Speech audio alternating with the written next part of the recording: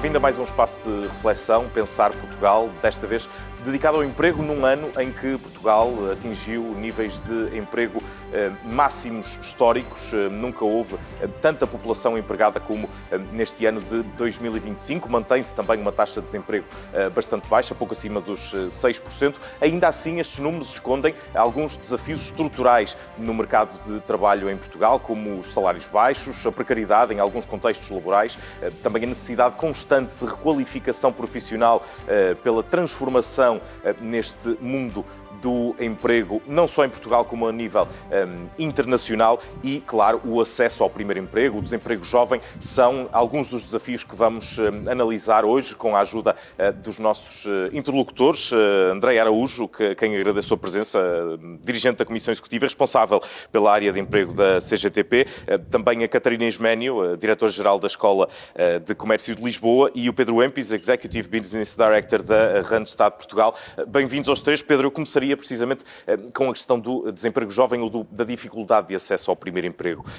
Como é que podemos justificar isto no mercado de trabalho que consegue absorver grande parte da capacidade de trabalho? Falamos do mercado português.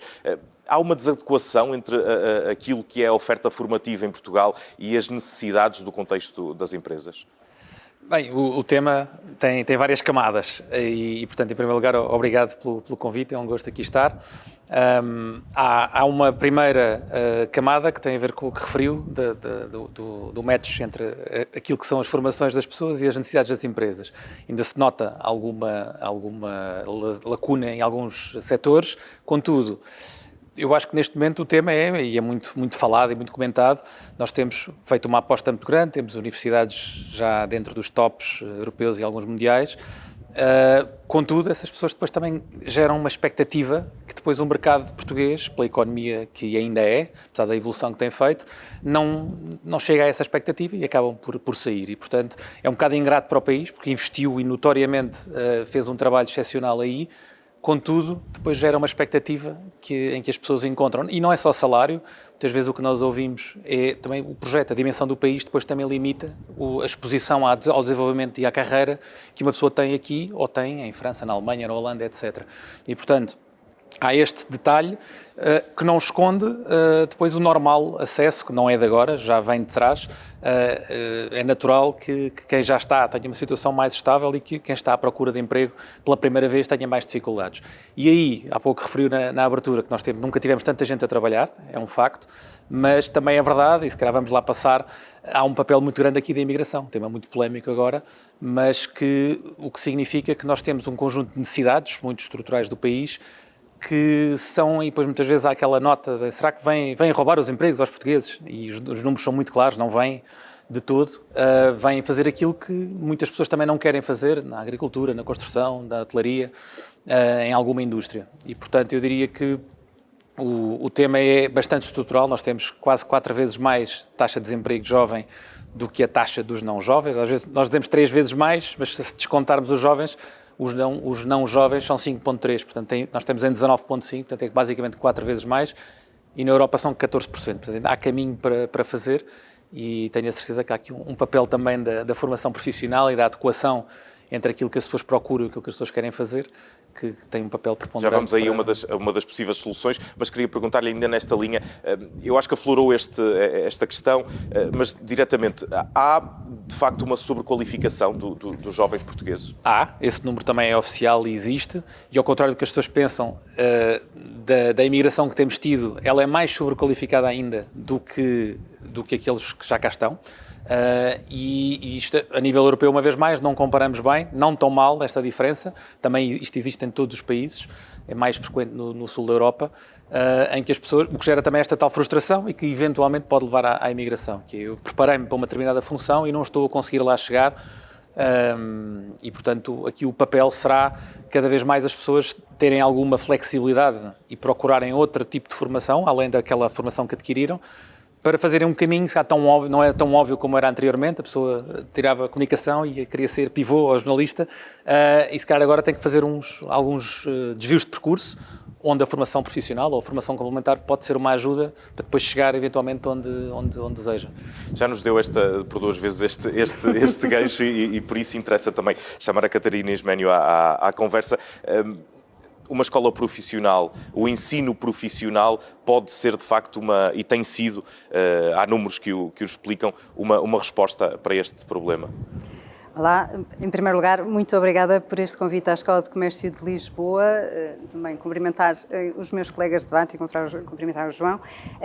Antes de mais, também congratular, conta lá, por trazer o ensino profissional a este debate e dar-lhe destaque, nomeadamente neste tópico, exatamente porque o ensino profissional, de facto, temos estudos recentes que o comprovam, dá um contributo muitíssimo grande a nível da empregabilidade, não é? E, portanto, as empresas cada vez mais recorrem e veem no ensino profissional uma fonte de recrutamento de excelência e uma fonte de recrutamento de qualidade, não é? Portanto, olham para os nossos alunos como alunos que têm as competências de futuro, as competências não só técnicas necessárias, mas as competências para a competitividade, para a inovação, a própria resiliência, a resolução de de problemas, aliás, que são fundamentais no dia-a-dia das empresas e no dia-a-dia, e quando pensamos em termos de futuro, não é? Que aquilo que sabemos é que será imprevisível, é imprevisível, portanto não sabemos muito bem o que nos reserva.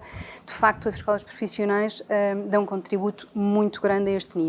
Por outro lado, vemos os próprios jovens e as suas famílias a olharem para o ensino profissional como uma oportunidade, como oportunidade de não só de grande empregabilidade, de facto, comparativamente até com jovens no ensino geral, por exemplo. Portanto, estes próprios estudos dizem-nos, inclusivamente, que alunos que concluem o seu curso, portanto, alunos de ensino profissional que concluem o seu curso 1 ano, 2 anos após, têm 72% de empregabilidade versus 56% de ensino geral, portanto, é uma diferença muito grande. 72 disso. 72 versus 56, portanto, é uma diferença ainda muito, muito grande.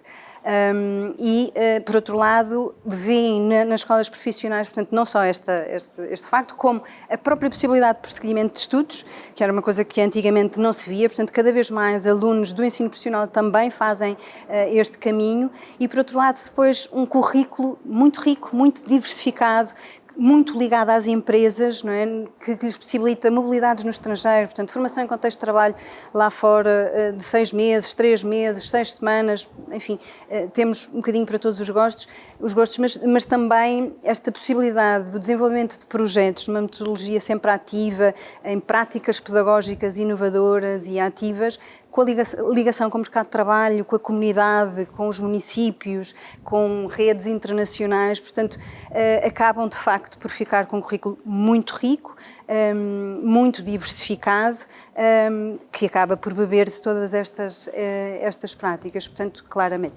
Muito bem. André Araújo, já vamos alargar também o espectro da análise para colocarmos o foco de uma forma mais geral nas problemáticas do emprego, mas ainda, nesta questão dos jovens, há muito a ideia de que a entrada dos jovens para o mercado de trabalho é feita sobretudo, ou a porta preferencial é através de estágios. Isso coloca alguns problemas naquilo que é o cristalizar de situações de emprego que não são as ideais para o contexto do trabalhador. Olá, João, boa tarde. Obrigada também pelo convite em nome da CGTP. Sim, isso é um problema, porque há pouco, quando dava até a indicação de quantos desempregados haveria no nosso país atualmente, esse é um número que está, de alguma forma, mascarado. Porquê? Porque não se contabiliza aí tudo o que são estágios, tudo o que é emprego de inserção. Por exemplo, a administração pública, nomeadamente a administração local, usa muito uma figura que é o emprego de inserção, e aí estão quase 100 mil trabalhadores que não são contabilizados como desempregados, mas efetivamente eles não têm um emprego, não é? Têm uma ocupação, mas aquilo não lhes garante futuro e, portanto, não estão empregados. E depois temos os estágios, que muitas vezes também nas empresas o que verificamos é que são trabalhadores que estão a estagiar, mas estão até a ocupar muitas vezes postos de trabalho permanentes. E, portanto, também não têm o emprego, também estão a desempenhar um trabalho que é permanente, mas também não contam como desempregados. Bem, é verdade que hoje o problema do desemprego não é tão gritante como era há uns anos. Isso nós sabemos que assim é. Aqui a questão é mais saber que tipo de emprego é que nós estamos a criar em Portugal. E aquilo que vimos é que, nomeadamente, a questão da precariedade, que assume cada vez maior dimensão. Portugal é o segundo país da União Europeia com mais trabalho precário. E, portanto, isto é gravíssimo. E nós sabemos que um trabalhador, quando está, por exemplo, com um vínculo precário, relativamente a outro trabalhador que esteja efetivo numa empresa, recebe menos 20%. E, portanto, estes dados indicam-nos muita coisa. Se os nossos salários já são baixos, imaginemos o que é trabalhar numa situação de precariedade. Portanto, este caminho que tem vindo a ser seguido sobretudo nos últimos 20 anos, de aprofundamento, da desvalorização do trabalho e dos trabalhadores, é um caminho que tem que ser travado. Porque senão os trabalhadores, os jovens, podem de facto ter muita formação, mas se não encontrarem aqui resposta para aquilo que são os seus problemas do dia a dia, ou seja, se forem trabalhar, mas com o fruto desse trabalho não conseguirem pagar uma habitação, não conseguirem ter acesso a bens essenciais, e hoje há cada vez mais trabalhadores que, apesar de trabalharem, não têm acesso a bens essenciais. Esses jovens não vão cá ficar, porque nós falamos de facto muito naquilo que é a imigração, que vem para o nosso país, e falamos muito pouco daquilo que é a emigração, ou seja, da quantidade de jovens, e são cada vez mais. Em 2024 foram mais de 80 mil trabalhadores, não estou a dizer que são todos jovens, mas em grande medida serão, que emigraram e não ficaram cá e queriam cá ficar, porque há aquela velha questão, está bem, mas muitos foram porque não, a maior parte foi porque viu que aqui não tinha futuro. E, portanto, este caminho, de facto, tem que ser travado. Muito bem. Pedro, como é que podemos travar este caminho? Eu faço-lhe esta questão para abordar aquilo que é um atrativo para um trabalhador no mercado atual. Nós ouvimos muitas vezes, e porque há inúmeros programas sobre isso, jovens e não só imigrantes portugueses a trabalhar no estrangeiro, e quando lhes perguntam o que é que precisariam para regressar, eles dizem que não é só uma questão do salário. Como é que se pode convencer um trabalhador, além da questão salarial, que eu pergunto, mas quase adivinhando a resposta, continua a ser o elemento principal para se avaliar um posto de trabalho? Continua, não mudou. Mudaram depois um conjunto de outros fatores, como aquele que me parece que explica e que dá resposta à pergunta que faz, que é a capacidade, e que eu aflorei logo de início, capacidade de desenvolvimento, ou seja, o nível de projeto, aquilo que se faz em Portugal, quando nós falamos de produtividade, muitas vezes, e depois falamos de produtividade e depois dizemos, mas trabalhamos tantas horas, não é? Os relatos que nós temos de pessoas que vão trabalhar para fora, muitas vezes são, assim que lá chegam, perguntam-lhes o que é que estás a fazer no escritório às 6 da tarde. E isso não é produtividade. E, portanto, a produtividade tem a ver com o valor que nós acrescentamos. Isso é mais estrutural da nossa economia. Portanto, no fundo, as horas trabalhadas valem mais na Bélgica, na Holanda, porque aquilo que fazem tem maior valor de mercado. E isso traduz depois para uma pessoa, para um indivíduo, como oportunidades de estar exposto a projetos que são mais relevantes, que os fazem aprender mais depressa e que os expõem, se calhar, a outras pessoas, a outros mercados. E, portanto, há um tema de salário, há um tema fiscal, também indiscutível, há inúmeros números que nos mostram que não só se ganha mais, como depois também os impostos são mais competitivos noutros países, aliado depois a este facto em que as pessoas, de facto, conseguem pôr em prática aquilo que aprenderam, aquilo que muitas vezes, a sobrequalificação que falávamos há pouco, que acaba por transformar-se numa bola de neve de frustração, em que eu estive a aprender determinada profissão, determinada área de sabedoria, de conhecimento, e depois não consigo aplicá-la no dia-a-dia.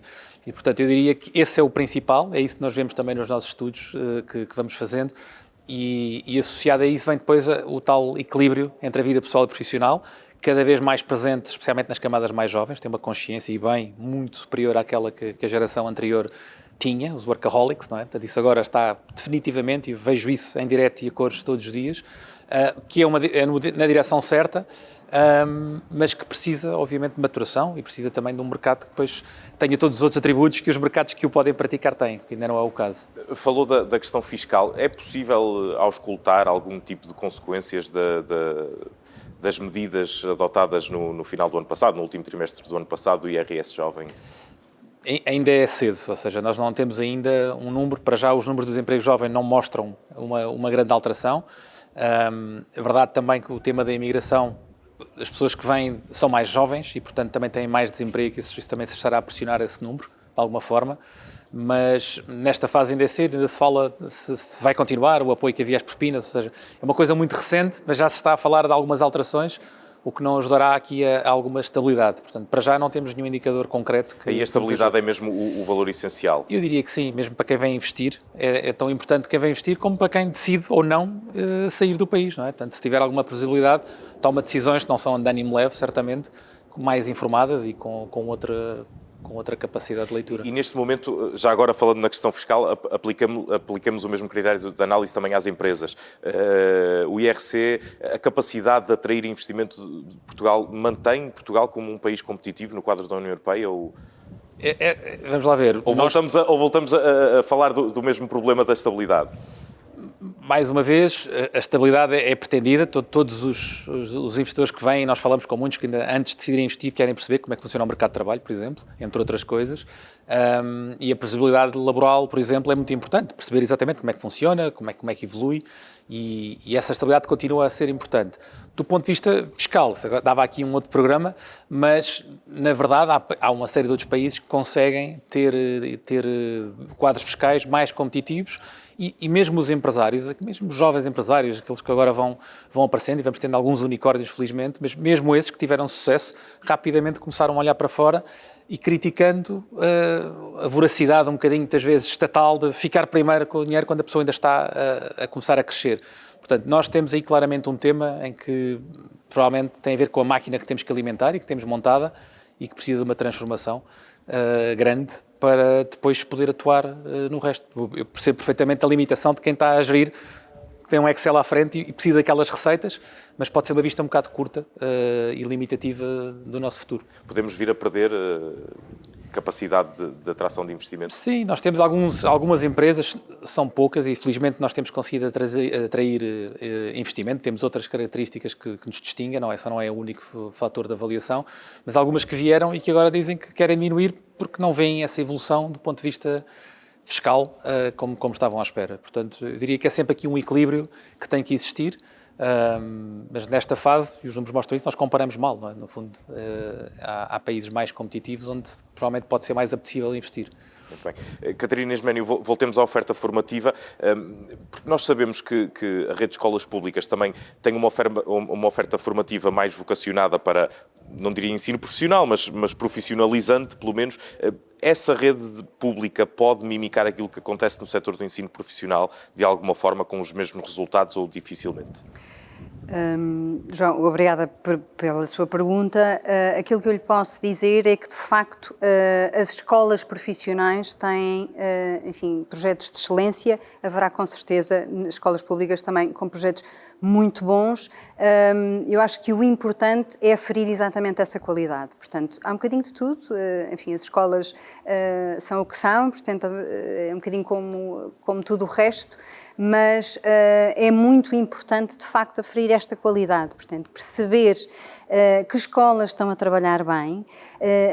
Aquilo que eu lhe posso dizer é a nossa experiência enquanto escola profissional, não é? Portanto, as escolas profissionais nasceram com esta vocação, têm não só equipamentos desde sempre, enfim, muito próprios para esta vocação também, para este ensino e formação profissional, portanto, investiram muito a este nível.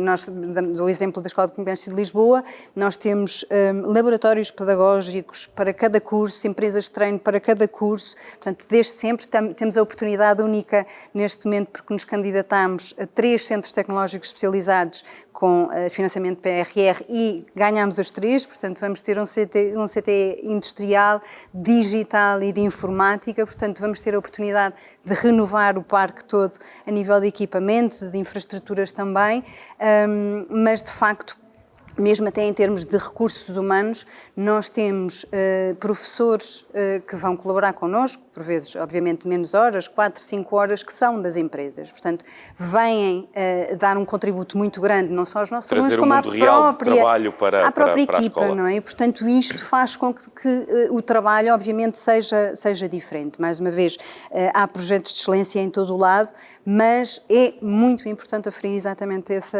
oferta formativa de qualidade e também depois dar esse retorno, no fundo, não é? Em termos de financiamento, não é? E eu acho que é importante também dizer isso.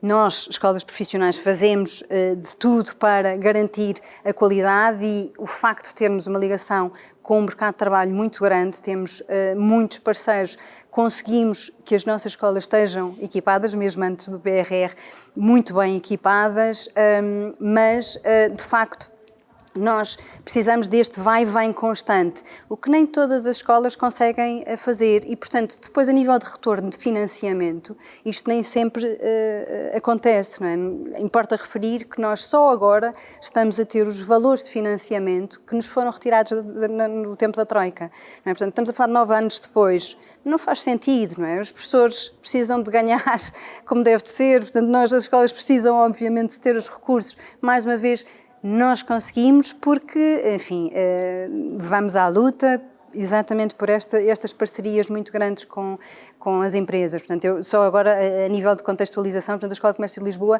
tem como promotora o Grupo Ensinos e a CCP, Confederação de Comércio e Serviços de Portugal.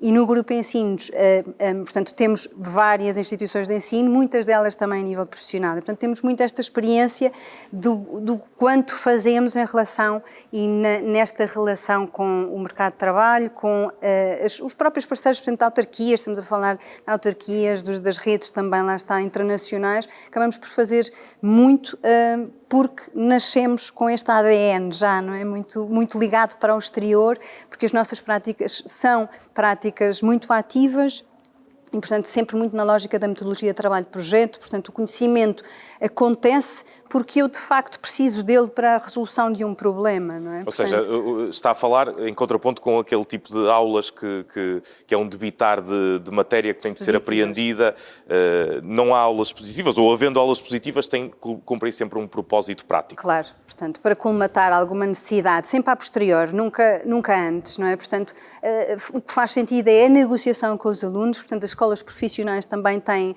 aqui uma vocação muito de ensino diferenciado, e por isso é que se fala, de facto, que há uma redução do abandono escolar muito grande também com o nosso contributo, porque há este cuidado, portanto, o ensino diferenciado, podermos olhar para que cada um tenha voz.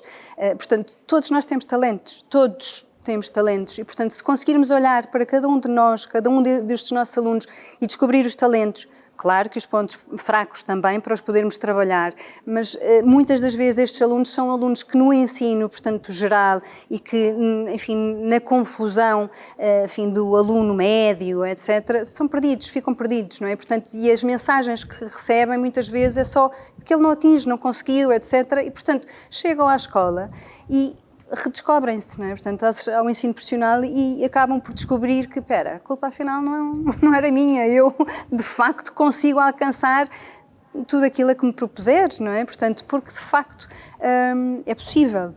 Eles têm que sentir que têm voz, têm que se sentir felizes onde estão, não é? E, portanto, tudo evoluiu no nosso mundo, com exceção, infelizmente, muito pouco na escola e no ensino geral acima de tudo. Portanto, a própria academia também, seria outra conversa, mas a própria academia também tem muito que mudar, mas salientar que as escolas profissionais a este nível dão um contributo fantástico e, desculpem, a falta de humildade, mas 20-0 ao intervalo, porque já não há paciência, não é? Portanto, eu brincava há pouco, mas dizia, quer dizer, já nós, com 2 cliques, os alunos têm um brasileiro qualquer a explicar-lhes as funções polinomiais a fazer o pino, não é? Portanto, porque é que eu vou ouvir um professor a expor uma matéria durante 2 horas, blá, blá, blá? Não faz sentido, não é? Eu tenho que envolver o aluno. E na nossa escola, por exemplo, os alunos têm esta negociação, eles negociam connosco o que querem fazer, que atividades querem fazer, que produtos de avaliação querem ter para nós podermos avaliar se os objetivos foram ou não foram atingidos, mas sempre numa lógica muito prática, muito democrática, muito inclusiva, para que de facto haja conhecimento. Nós sabemos que a aprendizagem existe quando há emoção. E é isso que nós trabalhamos no ensino profissional, não é? Esta emoção, este envolvimento. Quando eu sei, por exemplo, nós temos um projeto muitíssimo interessante com a Junta de Freguesia de Olivais, nós somos a Escola de Comércio de Lisboa ali nos Olivais, e temos um projeto muitíssimo interessante em que conseguimos contribuir para a comunidade porque os nossos alunos de cozinha e pastelaria e de restaurante-bar desenvolveram um doce típico para os olivais, porque não havia. Portanto, isto foi um desafio feito pela Junta. Nós, claro, que à semelhança, enfim, de variedíssimos outros projetos de empresas e de parceiros nossos, vamos respondendo afirmativamente. E, portanto, neste momento, a Junta de Freguesia de Olivais tem um doce, que é o oliva e o oliva crocante, portanto, uma bolacha e um doce, que é e que pode ser, enfim, vendido por vários agentes económicos ali da zona. Portanto, isto não há maior motivação, não é, para um aluno do que perceber que o seu próprio trabalho tem este tipo de desfechos, não é? Portanto, são estes projetos que nós desenvolvemos, que incutimos, enfim, também nos próprios professores, e nós sabemos que há, enfim, uma dinâmica muito própria também nas escolas a esse nível. Felizmente, na Escola de Comércio de Lisboa, nós temos tido os nossos recursos humanos muito estáveis, que tem muito a ver também com aquilo que falávamos, não é? Portanto, há o querer, o sentir que aquele projeto também é nosso, não é? Portanto, não só a nível de remuneração, que obviamente é muito importante, mas este comprometimento com um projeto, a identificação com o projeto. E na Escola de Comércio de Lisboa nós temos um projeto muito democrático, de facto, muito co-construído, portanto, mesmo o plano de inovação que nós temos, em que juntamos 3 turmas, 3 qualificações no mesmo espaço, e que podem tornar-se também em 3 salas separadas, que são contíguas, não é?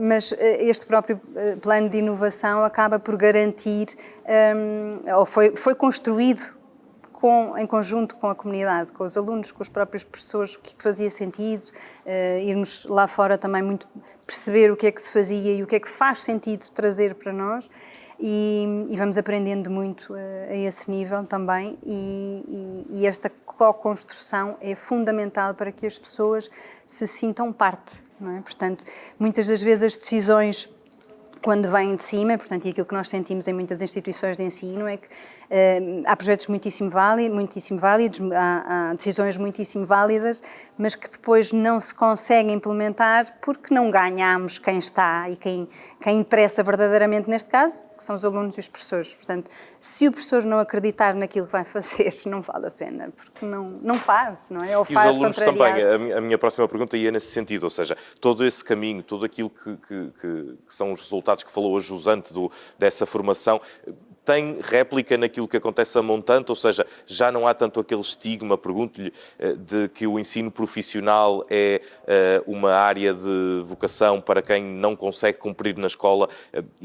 Essa ideia já se vai esbatendo finalmente um pouco? Completamente. A nível, enfim, das escolas profissionais, eu sinto perfeitamente isto. Portanto, é o que lhe dizia, cada vez mais as empresas nos escolhem como fonte de recrutamento de excelência, cada vez mais os jovens e as suas famílias nos escolhem pelo projeto de qualidade. Portanto, é isto que nós vemos todos os dias, e é isso que vale a pena referir. Portanto, e por isso é que me parece fundamental, a nível também de políticas públicas e, enfim, a nível até pessoal, portanto, tudo o que nós pudermos fazer para comunicar e divulgar, porque lá está, aquilo que falta é isto. Portanto, eu não escolho aquilo que eu não conheço. É impossível.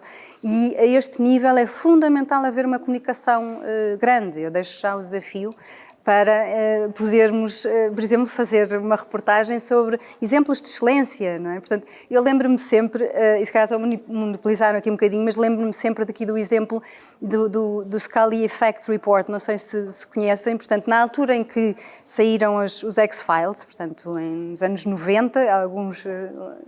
lembrar-se-ão, eu lembro-me perfeitamente. Portanto, isto depois deu um boom tremendo nas profissões de STEM para as mulheres. Porque lá está, foi a primeira figura feminina principal cientista, que era brutal. E, portanto, o impacto que isto teve foi brutal. E nós, de facto, temos uma responsabilidade muito grande a este nível, porque se nós formos ver para outros países a nível europeu, o ensino profissional, alguns sim têm ainda este estigma, mas cada vez mais olhamos para a Suíça, não é? A maior parte dos alunos está no ensino profissional e depois uns vão para o ensino superior, outros não faz sentido. Agora, um engenheiro é que não faz sentido nenhum não ter estado no ensino profissional. Portanto, e é isto que se passa cada vez mais nas escolas profissionais e que nós temos que passar, não é? Nós temos exemplos de sucesso brutais. O mentor do H3, não sei se sabem, foi um aluno da nossa primeira turma da Escola de Comércio de Lisboa, o Miguel Van Uden. Portanto, temos variedíssimos, temos alunos lá fora, no estrangeiro, portanto, visual merchandisers de topo, nas empresas de topo. Temos um aluno nosso, olha, foi meu aluno há 26 anos, talvez, a esta parte, que foi diretor-geral da Caetano Baviera, por exemplo, e esteve no curso de Vendas e Marketing. Portanto, isto é muito importante passar para todos, porque não há necessidade de vivermos e de estudarmos e dos alunos continuarem a estudar onde não se sentem felizes. Não faz sentido. Nós temos tantas oportunidades, há tanta coisa muitíssimo interessante, de qualidade, e há tantos alunos que se perdem no sistema porque não se identificam, porque continuamos com este ensino dispositivo a acreditar que a qualidade ou que o eu debitar aquele currículo é aquilo que faz com que o meu aluno aprenda. Não todos é. de forma igual. E de outros de forma, e não é isso, não é porque eu, professor, dou a matéria toda ao final e digo que ele vai aprender absolutamente, não é. Alguns conseguirão, com certeza, a maior parte não, e hoje em dia cada vez menos. Já não faz sentido. Muito bem, André Arau, já vamos centrar-nos nos desafios do trabalho futuro, porque um mundo em constante mudança a isso obriga, mas também interessa olhar um bocadinho para trás e não muito tempo, porque toda a gente, ou muitos setores, olham para a pandemia como uma fase definidora e transformadora. No mercado de trabalho, houve desafios concretos a nascer no período da pandemia?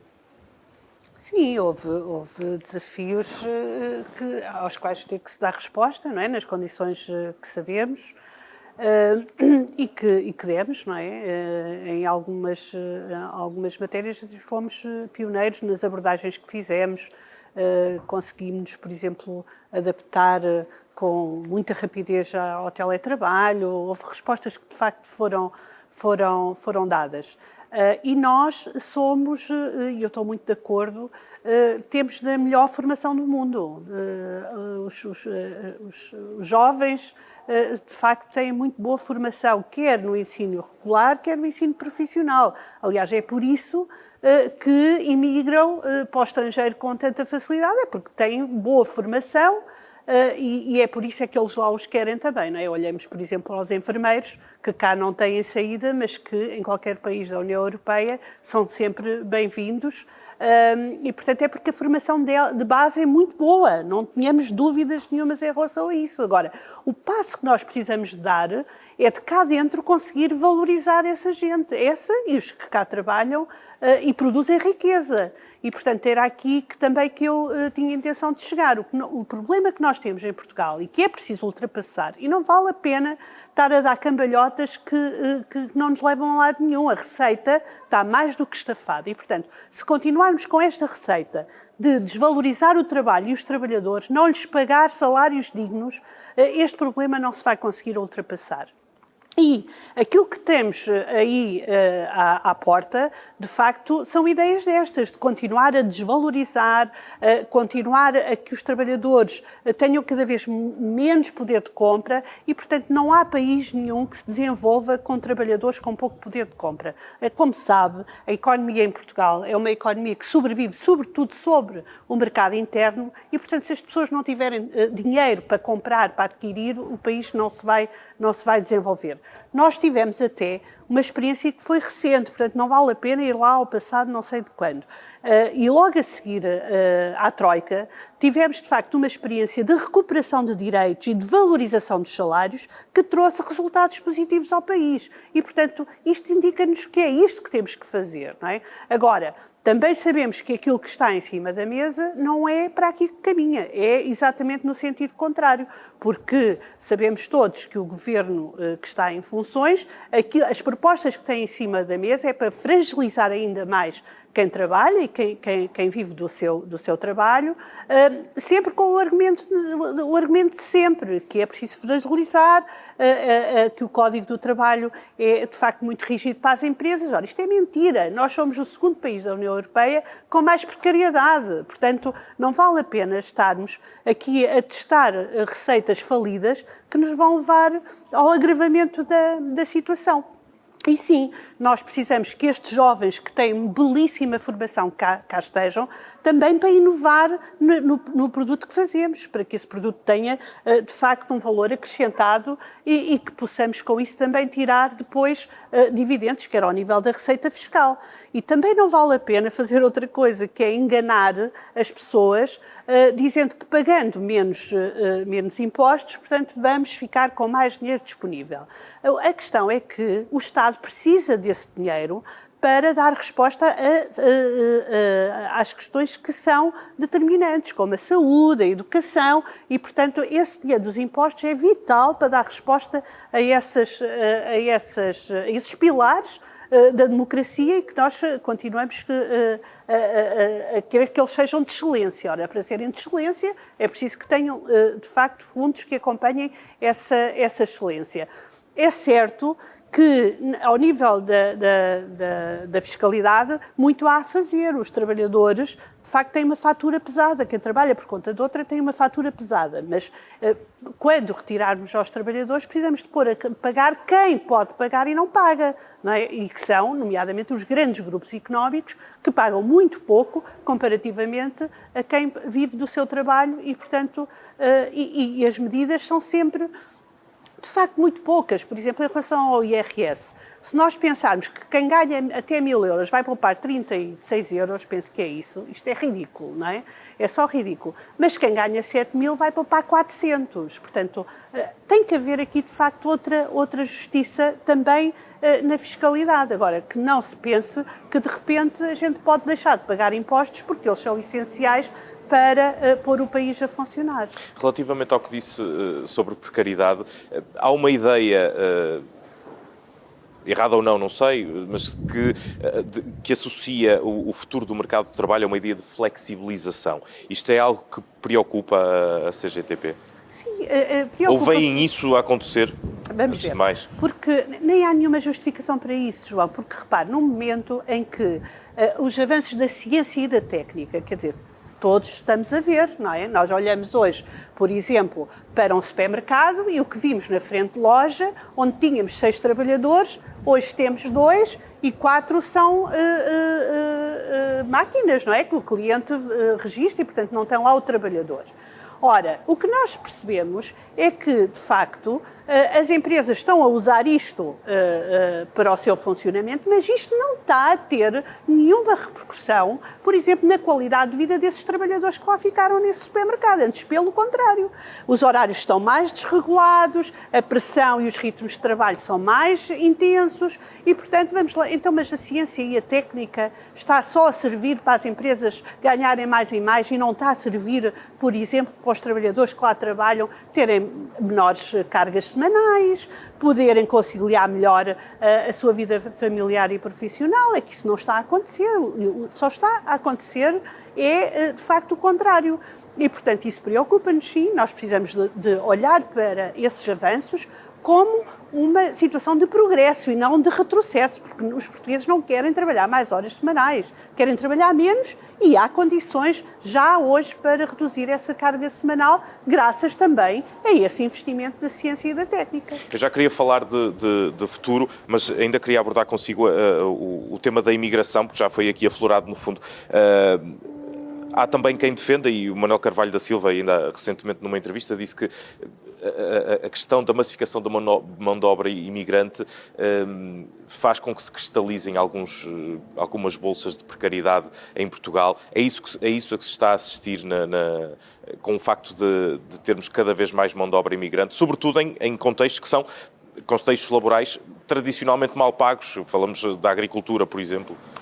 João, eu podia pegar precisamente na questão da agricultura. Aí está um belo exemplo de como é que se desvalorizou o trabalho agrícola neste país E de repente chegámos a esta situação de, se queremos apanhar os tomates e os morangos e os frutos vermelhos, ou vêm imigrantes ou eles vão ficar na terra. E isso aconteceu porque ao longo dos anos se desvalorizou o trabalho neste setor agrícola.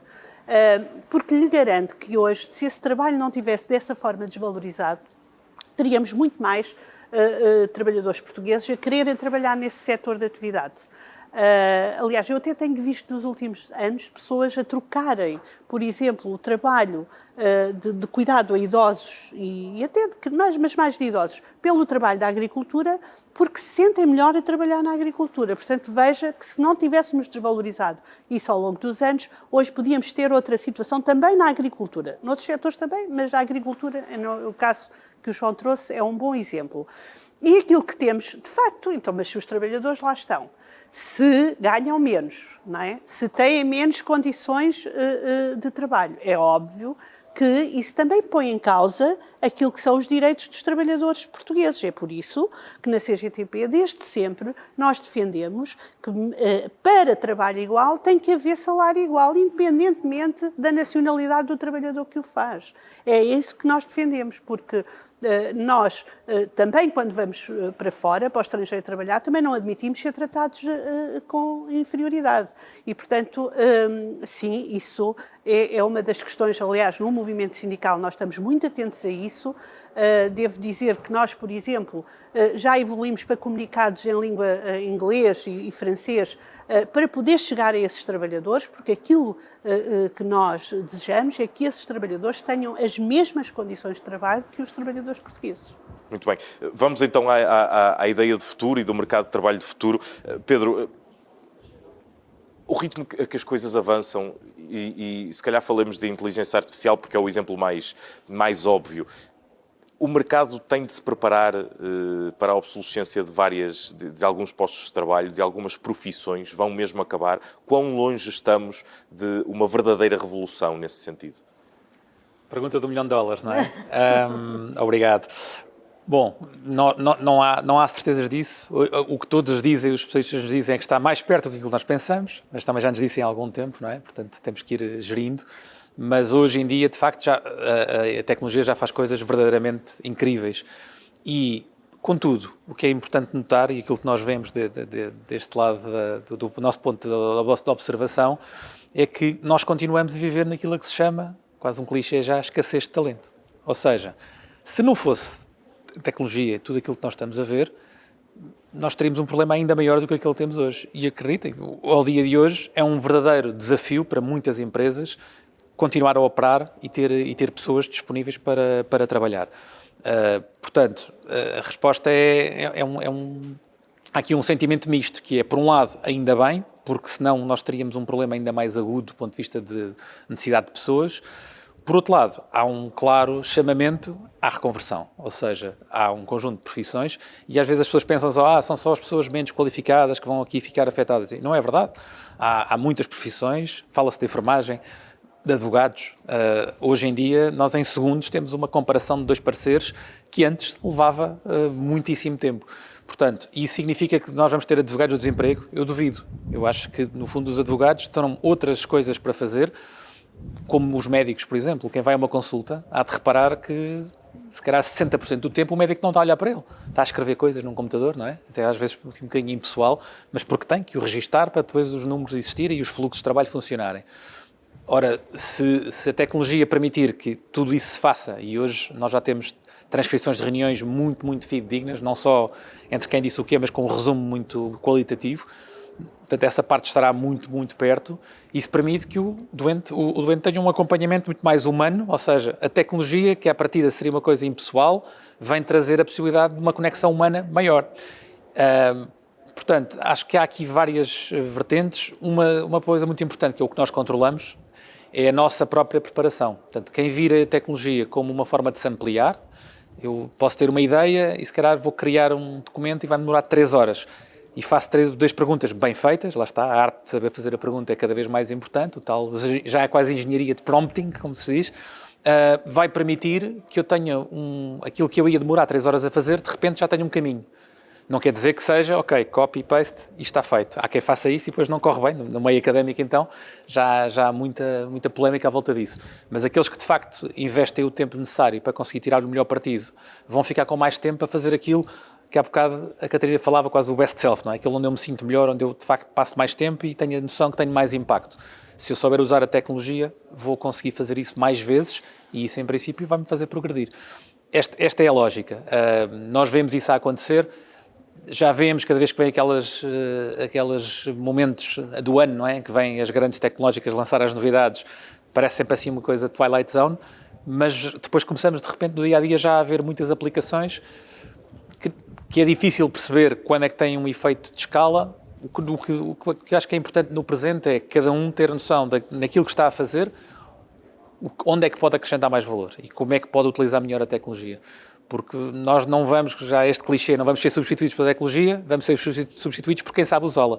E, portanto, o grande caminho aqui, e isto vale para as pessoas, para nós como indivíduos, como vale para as empresas e, de alguma forma, também para o Governo como política, que é garantir que esta necessidade, que todos dizemos que é muito óbvio, de facto depois acontece e que tem as bases para depois acontecer no dia-a-dia, de maneira a que ninguém fique para trás, não é? No fundo, a ideia é essa. Ou seja, não vai deixar de ser necessário o talento, se calhar o talento vai ser um conceito um bocadinho diferente. Já existe um perfil de futuro que as empresas procuram ou ainda é uma evolução normal? Não, vamos ver, nós nos últimos 10 anos, por exemplo, um exemplo muito, muito prático, a programação, não é? De repente os programadores ficaram a Coca-Cola no deserto e qualquer pessoa que se formasse nessa área, e tivemos imensos, um ótimo exemplo, por exemplo, de empreendedorismo e da capacidade de adaptação aconteceu na Troika. Nós tivemos imensos engenheiros, médicos, etc. Médicos não tanto, mas enfermeiros, que se reconverteram completamente para programadores. Nós tínhamos, na Randstad tínhamos um curso em que fazíamos uma transformação para uma das linguagens que mais estava em voga e as pessoas em 4 meses mudavam de carreira. E de repente tínhamos pessoas a ganhar o dobro, o triplo, ir para a Austrália, para a Holanda, etc. E portanto, de uma situação complicada, viraram e ainda hoje estão muito bem. Agora, estamos a chegar a um momento em que isso de repente, lá está, há 10 anos, hoje em dia é muito pouco tempo. Vão ser apanhados também. Já estão a ser apanhados e, portanto, o meu colega da IT diz sempre, os bons, aqueles que sabem mesmo o que estão a fazer, vão ter sempre lugar, assim saibam ir adaptando ao que vem aí. Agora, já há muitas máquinas, nós hoje, sem grandes dificuldades, vamos, escrevemos assim, quero uma pequena aplicação para me fazer isto. E ele pergunta mais 3 ou 4 coisas e de repente já temos uma coisa onde podemos carregar em botões e em ver gráficos. Antes, isto era impossível, tínhamos que pedir a alguém que de facto percebesse isto.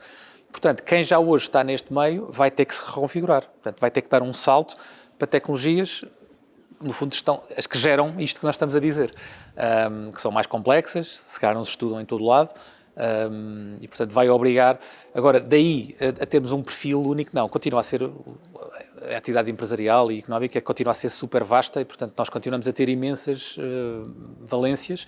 O que nós vemos, aquilo que vemos, até de senso comum, e de alguns números dos estudos o que vemos, é as pessoas a quererem, mas depois a dizer que a minha empresa não está a proporcionar tanta formação como eu acho que precisava. E depois as empresas, muitas vezes a dizer, nós precisamos, mas depois entre o precisar e o fazer, portanto, há um ritmo aqui, que acho que é uma questão de ritmo, cada vez mais, de aceleração desta não obsolescência das próprias pessoas. As máquinas vão sempre ficar e vai tudo sempre evoluir.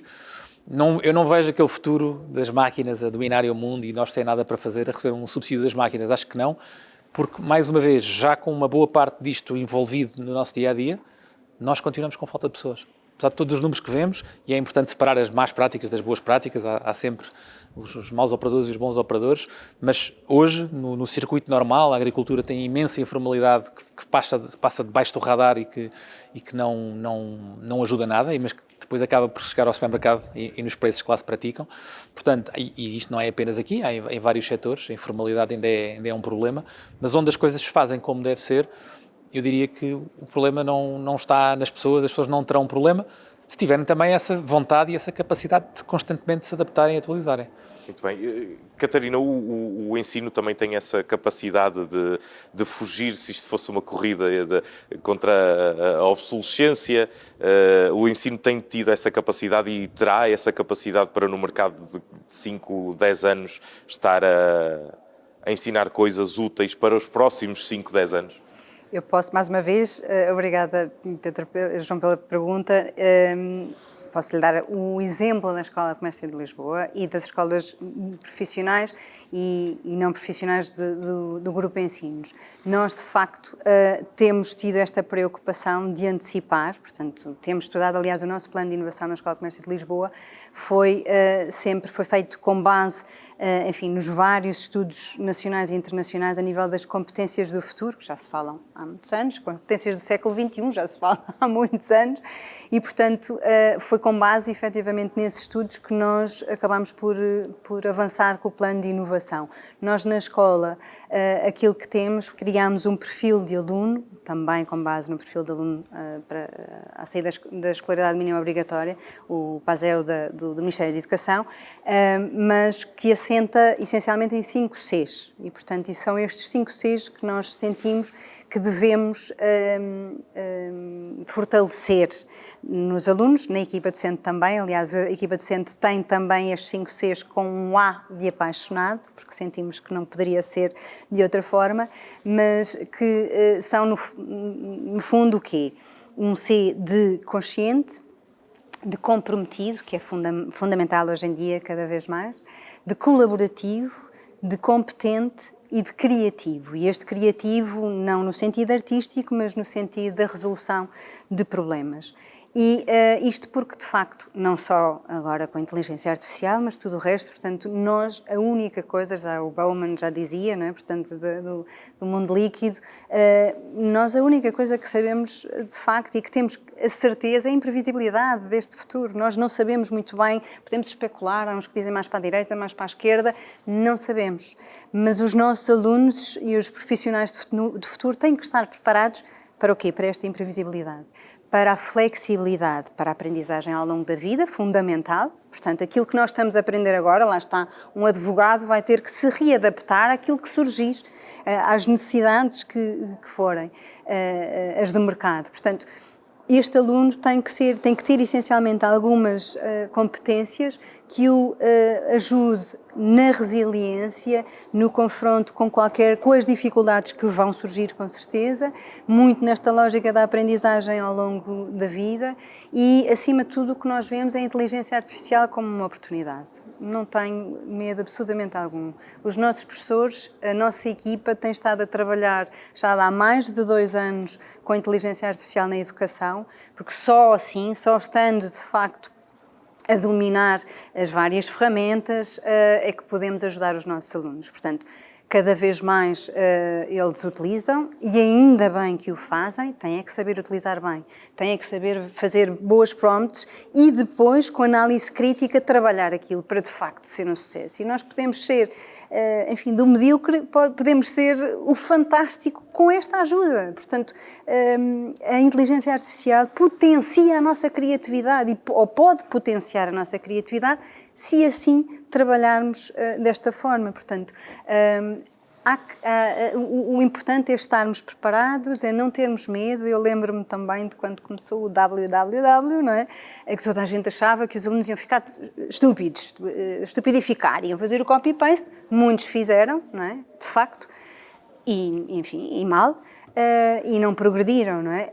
Com certeza que haverá muitos alunos a utilizar a inteligência artificial dessa forma e mal, e portanto não vão progredir, não vão alcançar os seus objetivos, e portanto, mas muitos deles, com a nossa ajuda, com certeza que o poderão fazer de forma a se potenciarem ainda mais, crescerem ainda mais e a atingirem resultados ainda melhores. Portanto, a esse nível eu acho que sim, temos feito um bom trabalho. Ensinar também adaptabilidade, não é? Com certeza. Uma ferramenta essencial. Fundamental. Andreia, nós falamos desta ideia de futuro, de muitas vezes a vida simplificada para o trabalhador, pelo menos em alguns contextos produtivos, obviamente. Mas continuamos a falar, eu diria cada vez mais, ou se calhar é porque há mais atenção a essa problemática, questões de saúde mental, dificuldade de conciliar a vida pessoal com a vida profissional. Isto há um risco sério de vir a acompanhar também a evolução do mercado de trabalho, ou melhor, o mercado de trabalho que vai evoluindo, vai esquecendo também esta parte do bem-estar da pessoa humana, do trabalhador. Pronto, é exatamente isso. Desumanizado, por outras palavras. Nós somos muito favoráveis aos avanços da ciência e da técnica, tudo isso é positivo. E até se for usado para retirar aos trabalhadores tarefas que são mais penosas, ótimo, venha esse avanço da ciência e da técnica. Venha não, já está e é bem-vindo. Agora, de facto, aquilo tem que se aproveitar para melhorar as condições de vida de quem trabalha, porque senão vai dar a esse caminho que o João estava aí a apontar, porque se houver mais desregulação de horários de trabalho, se houver mais pressão também nas empresas para o cumprimento de metas. É óbvio que os trabalhadores não conseguem acompanhar isso e depois têm resultados desastrosos ao nível da saúde mental. Portanto, isso é contraditório, porque se de facto estamos a evoluir, temos que evoluir também naquilo que são as condições de cada um.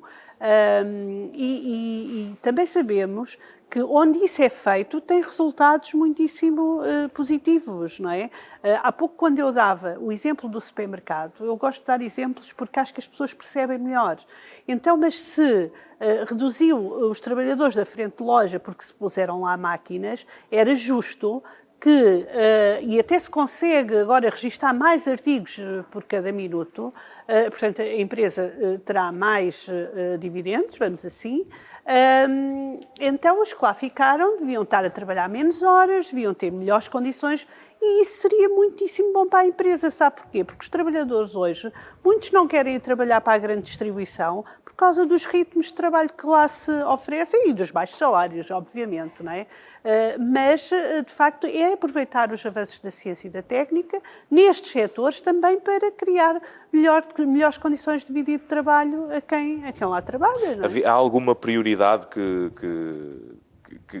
escolha nos próximos, digamos, 5 anos para melhorar as condições dos trabalhadores? A prioridade é o aumento muito significativo dos salários. Isso não temos dúvidas nenhumas em relação a isso e temos um caminho muito sério pela frente, porque nós não podemos admitir que haja propostas, por exemplo, para o salário mínimo nacional em 2029, que já fica muito longe daquilo que é pago em Espanha hoje. Portanto, se nós continuarmos neste atraso, não vamos lá chegar. Portanto, a questão dos salários é determinante, o aumento significativo dos salários. A CGTP tem uma proposta de um aumento mínimo de 150 euros para cada trabalhador e 15%.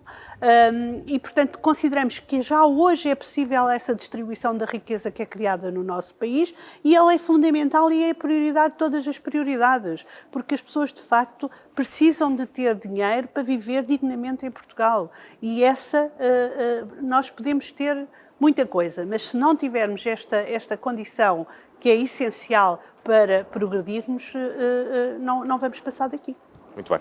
Andreia Araújo, a Catarina Eusménio e Pedro Empis, muito obrigado por terem aceitado o nosso convite e debater connosco o contexto do emprego em Portugal, algo que, com todos os desafios, manterá certamente como um dos temas centrais da sociedade e da política portuguesas para os próximos anos. Obrigado e até à próxima.